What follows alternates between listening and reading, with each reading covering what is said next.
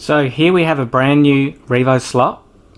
It's straight out of a car, so I'll give this a run and see what kind of revs this does on 12 volts, and then once I've run it in, I'll test it again and see what kind of improvement we've made.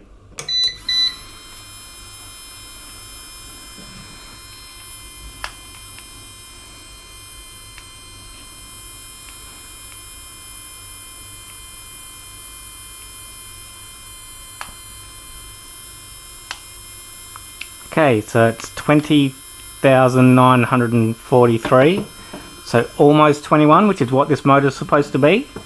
So now I'll run it in, and over 4 times I'll run it in for 4 hours on 3 volts, and then we'll test it again and see what kind of gains we make.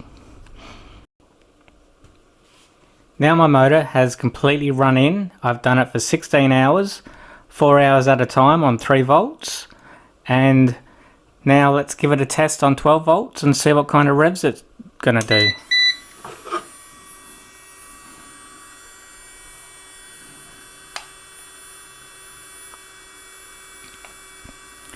So it was just under 21,000, brand new.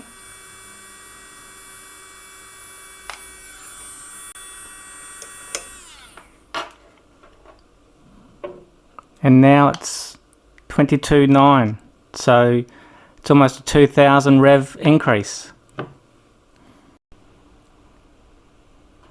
In my first video, I didn't mention about straightening the chassis. I've got 10 to 12 REVOSLOT cars and they've all been pretty good. There's been minor little tweaks I've done, but nothing that's been bad at all. They've actually been extremely flat and I've been happy with them. But this one here is a car I'm building for a friend. It's a Porsche GT1 and it's got quite a bow in it. So when you hold it down, you can see it's quite badly bowed. So what I'll do is I'll pick it up, and because they're only a lightweight chassis, you can give them a bit of a bend and hopefully that should straighten it out. So I'll put it back on the board once it's done and I'll show you when it's completely flat. Now I've bent and flattened my chassis.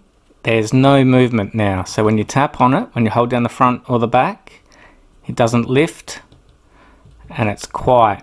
So you also need to flip it over and try it on the other side because you can bend it too far, and that seems pretty good. So now we've done that bit, let's move on to the outer bit. Okay, this one's straight now. If I give it a tap diagonally, there's no vibration. Flip it over, so that's all good. So that one now is ready to be put back with the main chassis plate, and we'll see where we go from there. So now I've straightened both chassis plates. The car's almost ready to be reassembled. But what I like to do first is get a drill bit and do what I did on the bearing mount holders to where the chassis mounts, just to get rid of any burrs on there. So you do that on all the holes, then get some wet and dry and just rub over it and make sure there's no burr. So that's for that part.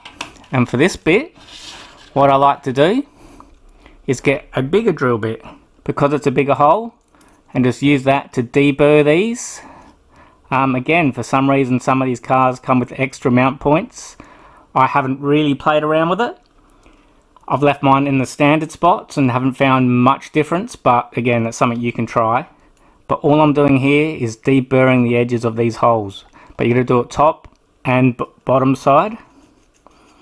And then once that's done, I like to go over them with a light bit of sandpaper again, just to make sure there's no outer burrs on any of it, and just give it just a little bit of a clean up.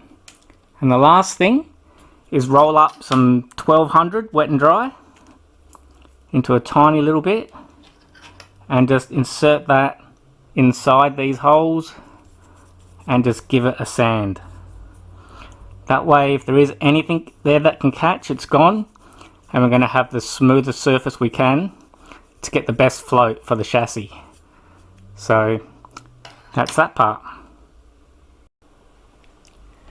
With these chassis nuts, what I like to do is just get them and give them a tiny little sand as well. Again, we're just trying to get rid of anything that can grab and just make sure we've got the smoothest surface we can. So I just spin it round and just give it a very light rub on the surface where it's going to go into the holes. So then we're just going to get the smoothest spot we can for the chassis to have the best float. So that's that. For some reason, REVOSLOT has multiple front bearing mount placement positions on a couple of their chassis. This is a Toyota Supra. It's also on the Porsche 911. It's also on the Marcos and I think the Viper. But every other REVOSLOT doesn't have the option. So here is the Porsche GT1, which doesn't have the option, whereas the Supra does. I think it's a big advantage to run it off of the chassis plate, because that way your front end is mounted to the same plate as your rear end, so you can set up the front ride height perfectly and it will give you better front end through the turns. So I think it's a big advantage. Personally, I would like to see clubs, for example at the one where I race, we don't allow it because it's an unfair advantage for the cars that do have it compared to the ones that don't. So it's up to your rules, but if that's not a rule at your club, then this option here, mounting off of this plate, is something that could gain you an advantage. Once you've reassembled your two chassis plates, it's very important to put a dab of glue on the screw when you insert it into the chassis nut. These come like that from the factory, and if you don't do it, you risk having your chassis nut come apart and you can actually lose them. So it's pretty simple, you don't need a lot.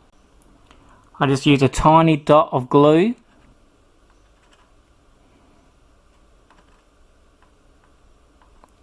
and then get a little needle like this, put a tiny bit on there, have it so the nut's quite loose, just put the dab of super glue in the top here where the screw goes, where the nut is, and then do the thing up. And you've got to make sure these are done up tight.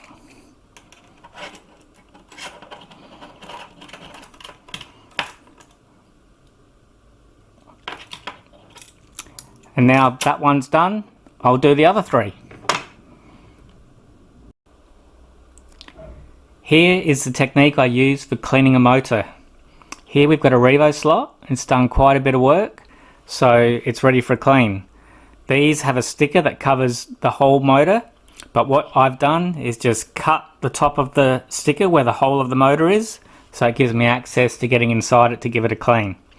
So what I do is I dump it in my mixture, which is a 50% distilled water, 50% methylated spirits, put it in there, and then turn my power on.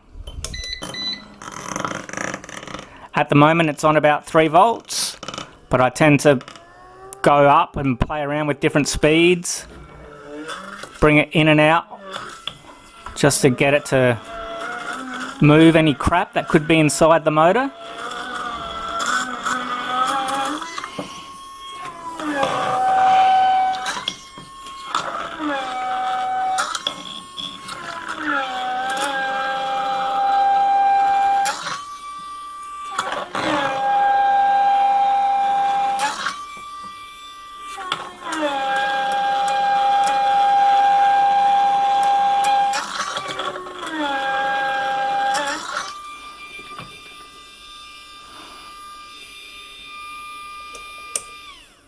Okay, now that's done, what I will do is clean the motor out.